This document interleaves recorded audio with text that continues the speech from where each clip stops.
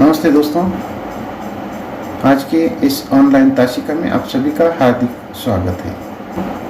मैं डॉक्टर धीरज होते, हिंदी विभाग प्रमुख, संजीवनी महाविद्यालय चापोली, बीए प्रथम वर्ष ऐच्छिक हिंदी पाठ्यक्रम के अंतर्गत नाटक तथा एकांकी इस चौथे प्रश्न पत्र में डॉक्टर लक्ष्मी नारायण लाल का एक चर्चित एकांकी काल पुरुष और अजंता की नर्तकी, इस एकांकी को देख रहे हैं। इसके पूर्व हमने इस एकांकी के संबंधित 2 ताशिकाएं देखी है।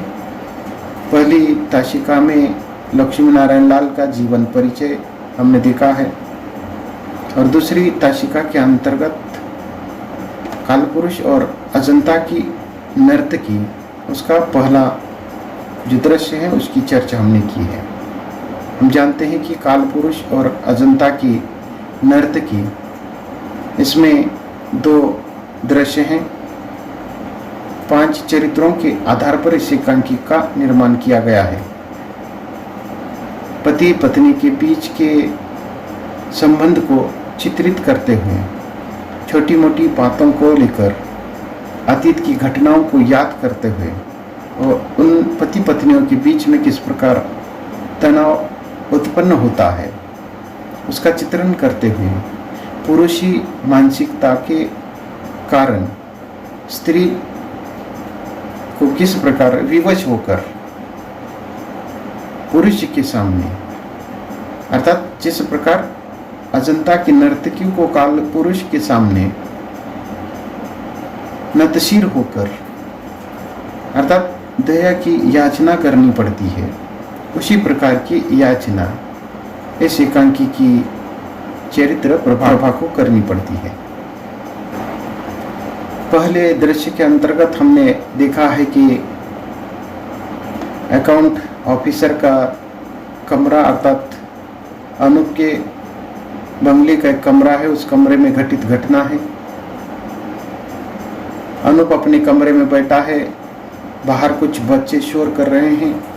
अनूप चंदू को पूछता है, तब चंदू से पता चलता है कि एक भिखारिन, आंधी भिखारिन जो उस गली में आई है, तो बच्चे शोर कर रहे हैं। तो अनूप चंदू को उस भिखारिन को बुलाकर कुछ पैसे देकर बाद में इस गली में न आने की बात करता है। इसी से पता चलता है कि वह अपने अतीत को याद नहीं करना चाहता है। उसके बाद प्रभा जो बाहर से आती है, उसके पास एक वस्तु है, उस वस्तु को लेकर, अर्थात अनूप की माँ की वो तस्वीर है, उसको लेकर उन दोनों के बीच में संवाद होते हैं। उस छोटी सी तस्वीर को उसने बड़ा करके लाई है और अपने कमरे में वो लगाना चाहती है, परंतु अनूप अपनी माँ की तस्वीर अपने कमरे में नहीं लगाना चाहता है, क्योंकि अनूप भी एक आंधी भिखारिन का वह लड़का है जो बड़ी मेहनत के बाद इस मकान तक वो पहुंच चुका है। इसलिए वह अपने अतीत को वह भूल जाना चाहता है और आज की या वर्तमान में वह जीवन जीना चाहता है। परंतु प्रभा उस तस्वीर को लगाने की जिद करती है और अंत में दोनों में समझौता होता है और अतीत में न जीवन जीते हुए वर्तमान में जीवन जीने का वह विचार या निर्णय वह दोनों करते हैं। उसी समय एक पत्र आता है।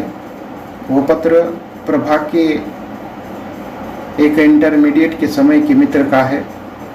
उस पत्र के कारण प्रभा भी अपना जो अतीत है वो अनूप के सामने रखती है। उस प्रसंग को याद करते हुए, अर्थात अनूप को लगता है कि प्रभा के आंचल में दाग है और अनूप प्रभा की ओर शक की दृष्टि से देखता है। उसके बाद अनूप का एक मित्र मुनि है, मुनि का प्रवेश होता है और उसी समय पहला जो दृश्य है समाप्त होता है। यहाँ तक इसके पहले हमने देखा है। आज हम दूसरे दृश्य की चर्चा करते हैं। दूसरे दृश्य में प्रभा रोकर अपना जो हाल है वो पूरा कर लेती है। उसे रह रहकर अनूप और मुनि दोनों के बीच में जो बातें हुई है उसे वह याद आने लगती है। मुनि तो चला गया, पर उन दोनों की जो चर्चा है रह रहकर उसके कानों में गूंज रही है। अनूप और मुनि ने हजारीलाल के संग जो प्रभा भागी हुई थी उसको अपने मजाक का विषय उन्होंने बना रखा था। नौकर चंदू प्रभा को समझाने की कोशिश करता है, पर वह मानती नहीं है। अनूप के आने पर वह उससे कहती है कि तुम्हारा वह दोस्त जो 3 दिनों के बाद आज यहाँ से विदा हुआ है, उसकी और तुम्हारी की हुई सारी बातें इस कमरे में गूंज रही है। तुमने ठीक ही सिद्ध किया। वह भी ठीक समझ रहा था। मेरे आंचल में दाग है। जैसे कि उन दोनों के बीच में, अनूप और मुनि दोनों के बीच में जो बातें हुई है, उन बातों को अनूप के सामने प्रभा बता रही है। तुमने जो भी कुछ सोचा है, तुमने जो भी कुछ सोचा है, समझा है, वह सब कुछ तुमने सिद्ध कर दिया है कि मेरे आंचल में दाग है। तुम्हारा मेहमान तुमसे ठीक ही कह रहा था कि मुझसे शादी करके तुमने मुझे मुक्ति दी है। स्वार्थ मेरा था, तुम्हारा नहीं। तुम दोनों ने यही फैसला किया है ना कि बहुत ऊंचा न्यास है तुम्हारा। प्रभा घर छोड़कर निकल जाना चाहती है, और प्रभा घर छोड़कर निकल जाने की ये जो बात है वो चंदू अनूप से कहता है। तब अनूप अपने नौकर चंदू से कहता है, तो क्या मैं क्या करूं? कदमों पर जाकर गिरूं? तब प्रभा कहती है कि तुम क्यों गिरोगे कदमों पर? तुम तो काल पुरुष हो, नर्तकी तो मैं ही हूँ। तुम चाहे जो करो, चरणों पर मैं गिरो। यही तो तुम्हारी कला और संस्कृति है ना। घर से जा रही प्रभा अपने साथ केवल अनूप की माँ की बनाई हुई जो ऑयल पेंटिंग लेकर जा रही थी। अनूप उसे रोककर उस तस्वीर को वापस मांगता है। उसके न देने पर उसे कहता है कि तुम्हारी भी एक तस्वीर मेरे पास है, और वह भी उसकी ऑयल पेंटिंग बना के लाऊंगा। अनूप का यह कथन उसके व्यक्तित्व की नीचता को दर्शाता है। प्रभा जिस उदात्त हेतु के साथ माँ का फोटो साथ लेकर जा रही है, उसे वह अपना कुरेदा हुआ जख्म लगता है। तभी अपनी गाड़ी छूटने के कारण मुनि क्या करता है, वापिस आ जाता है। वापिस आते ही प्रभा उस मुनि से कहती है कि शोर मत करो, उसी तरह फुसफुसाकर बातें करो जैसे पिछले दिनों इस कमरे में अनूप के साथ कर रहे थे। यह कहते हुए प्रभा उस पर पिस्तल तान लेती है। मुनि ने ही हजारीलाल के संग की फोटो अनूप को दी थी। वह डर के मारे कांपने लगता है। अनूप के आने पर मुनि उससे चिपक जाता है और अनूप प्रभा से पिस्तल मांगते हुए दया की भीख मांगता है। तब प्रभा उसे कहती है, वह स्वभाव है तुम्हारे रक्त में ही कहीं न वो भिखारी जरूर बैठा है जो नहीं कुछ नहीं। तो इस प्रकार जैसे कि वो क्या करती है, उसके माँ की जो याद है उसे दिलाती है, और वो कहती है कि तुम्हारे रक्त में कहीं वह भिखारी जरूर बैठी है जो आगे कुछ कहना चाहती है, लेकिन नहीं कुछ नहीं कहते हुए जो पिस्तल है हाथ से नीचे गिर जाता है, और प्रभा मुड़कर धीरे से बाहर निकल जाती है। तो इस प्रकार ये जो एकांकी है यहाँ पर समाप्त होता है। तो इस प्रकार इस एकांकी के द्वारा लक्ष्मी नारायण लाल ने पति पत्नी के जीवन में परस्पर विश्वास की बुनियाद को रेखांकित किया है। साथ ही पुरुष मानसिकता हमेशा स्त्री का दमन करने का प्रयास किस प्रकार करती है, और स्त्री बेबस नर्तकी के समान नतशीर होकर प्राणदान मांगती है। तो इस प्रकार प्रभा जिस उदारता के साथ अनूप को अपनाती है, उतनी उदारता अनूप में दिखाई नहीं देती है। अपने परिवार का विरोध सहते हुए उसका वर्ण वह करती है, पर अनूप है कि यथा समय उसे गलत साबित करने का प्रयास करता रहता है। तो इस प्रकार पति पत्नी के दाम्पत्य जीवन में प्रेम विश्वास के महत्व को ये जो एकांकी है अभिव्यक्त करती है। तो इस प्रकार इस एकांकी के माध्यम से पुरुषी मानसिकता के प्रभाव से समाज में स्त्री की असहायता और विवशता तथा पारिवारिक दाम्पत्य जीवन का जो आधार है परस्पर विश्वास और समन्वयता होने की बात इस एकांकी के माध्यम से कही है। पति पत्नी के जीवन में तनाव अविश्वास के कारण किस प्रकार उनका जीवन दुखमय और तनावपूर्ण स्थिति में बदलता है, इसका मार्मिक चित्रण इस एकांकी के माध्यम से एकांकीकार लक्ष्मी नारायण लाल ने किया है। हम जानते हैं कि इस एकांकी के जो प्रमुख चरित्र हैं वह अनूप और प्रभा है। तो इन चरित्रों का संक्षिप्त जो चारित्रिक जो विशेषता है उसको हम देखते हैं। हम जानते हैं कि अनूप लक्ष्मी नारायण लाल का जो एकांकी कालपुरुष और अजंता की नर्तकी है उसका प्रमुख पात्र है। अनूप एक भिखारिन का पुत्र है जिसने मेहनत और लगन के आधार पर शिक्षा अर्जित करते हुए एक अकाउंट ऑफिसर बन जाता है।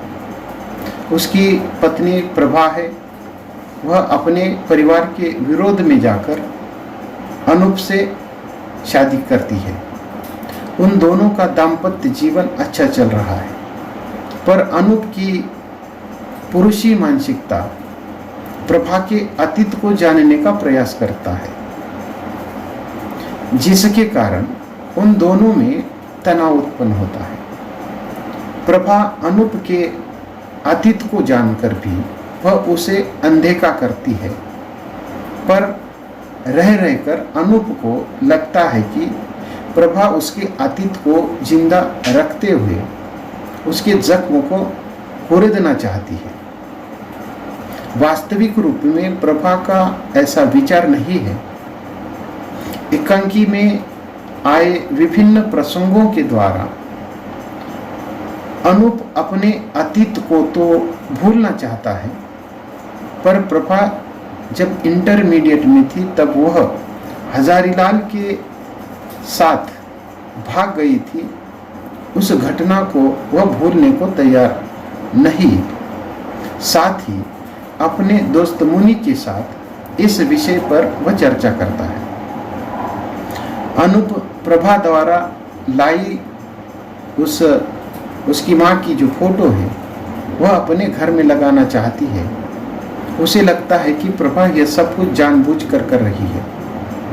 उसे अच्छा न लगने पर उस फोटो को वापस कर देने की जो तैयारी है वह दर्शाती है, पर रह रहकर अनूप में छिपा हुआ कालपुरुष प्रभा को दंड देने के लिए लालायित हो उठता है। प्रभा अनूप के पारिवारिक इतिहास को जानने के बाद भी उसके अतीत को भूलकर उसका स्वीकार करती है, पर अनूप प्रभा के अतीत को भूलना नहीं चाहता। तो इस प्रकार एकांकीकार ने दाम्पत्य जीवन में शांति बनाए रखने के लिए पति पत्नी के बीच स्नेह, सुसंवाद एवं परस्पर विश्वास के महत्व को रेखांकित किया है। पुरुषों में स्थित अपने वर्चस्व का जो प्रस्थापित करने की जो प्रवृत्ति है उस प्रवृत्ति को उभारने का कार्य एकांकीकार ने किया है। अनूप उस पुरुषी मानसिकता से युक्त काल पुरुष के प्रतीक के रूप में इस एकांकी में प्रस्तुत हुआ है, जो अपने लिए सर्वस्व न्यौछावर करने वाली नर्तकी रूपी प्रभा, इस एकांकी की जो चरित्र है उस प्रभा को अपने से नीचा दिखाने की जो लालसा है वह उस पुरुषी मानसिकता युक्त काल पुरुष अर्थात अनूप की रही है या दिखाई देती है। तो इस प्रकार इस एकांकी में पुरुषी मानसिकता का जो प्रभाव है और अनूप का ये जो दोहरा चेहरा है वह इस एकांकी के माध्यम से चित्रित करने का प्रयास किया है। उसके बाद इस एकांकी का दूसरा एक महत्वपूर्ण जो चरित्र है वह प्रभा है। लक्ष्मी नारायण लाल ने इस एकांकी काल पुरुष और अजंता की नर्तकी इस एकांकी के प्रमुख पात्र के रूप में ही उसको चित्रित किया है।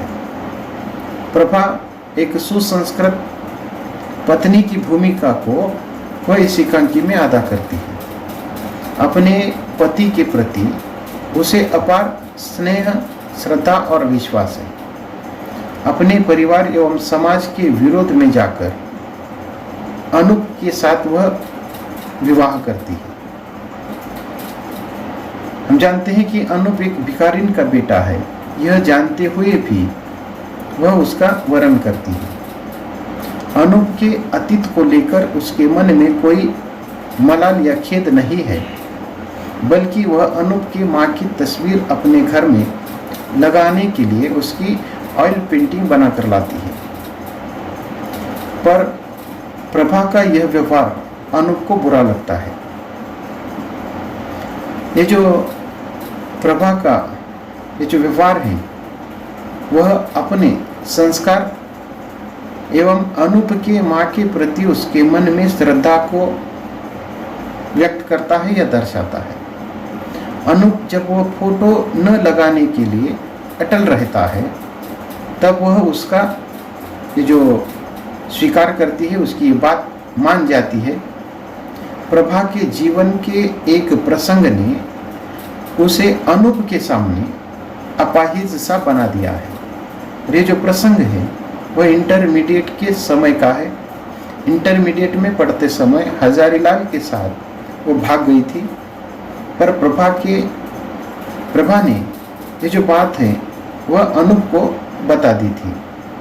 पर अनूप अपने मित्र मुनि के साथ इस विषय पर चर्चा करते रहता है। अनूप का यह व्यवहार प्रभा को बुरा लगता है, क्योंकि प्रभा अनूप का जो अतीत है भूल जाती है। प्रभा अनूप जैसा चाहता है वैसा वह जीवन जीना चाहती है, परंतु अनूप प्रभा की इस अतीत की जो बात है उसको बार बार दोहराता है, उसको याद दिलाता है।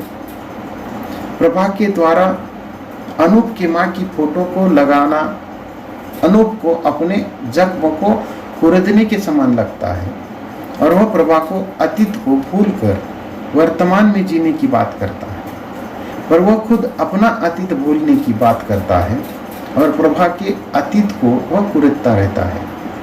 ये जो दोहरी प्रवृत्ति है, ये जो दोगलापन है, वह इस एकांकी के माध्यम से नजर आता है। प्रभा को उसका यह जो बर्ताव है वह बुरा लगता है। खुद को वह अजंता के नर्तकी के समान लगता है। राजा नर्तकी की छोटी सी चूक होने पर जिस प्रकार दंड देता है, उसे अपने पति का यह व्यवहार भी उसी काल पुरुष की तरह प्रतीत होता है। तो इस प्रकार इस एकांकी में एकांकीकार ने प्रभा के चरित्र को सुसंस्कृत एवं संस्कारी तथा पति परायण पत्नी के रूप में प्रस्तुत किया है, जो पुरुषी मानसिकता का शिकार बन गई है। तो इस प्रकार इस पुरुषी मानसिकता के प्रभाव के कारण समाज में स्त्री की असहायता और विवशता किस प्रकार होती है और पारिवारिक दाम्पत्य जीवन का जो आधार है परस्पर विश्वास और समन्वयता, ये कम या टूटने के बाद पति पत्नी के बीच का तनाव, अविश्वास, जिसके कारण उनका जीवन किस प्रकार दुखमय और तनावपूर्ण बनता है, इस स्थिति का मार्मिक चित्रण कालपुरुष और अजंता की नर्तकी इस एकांकी के माध्यम से किया है। हम यहाँ रुकते हैं। धन्यवाद।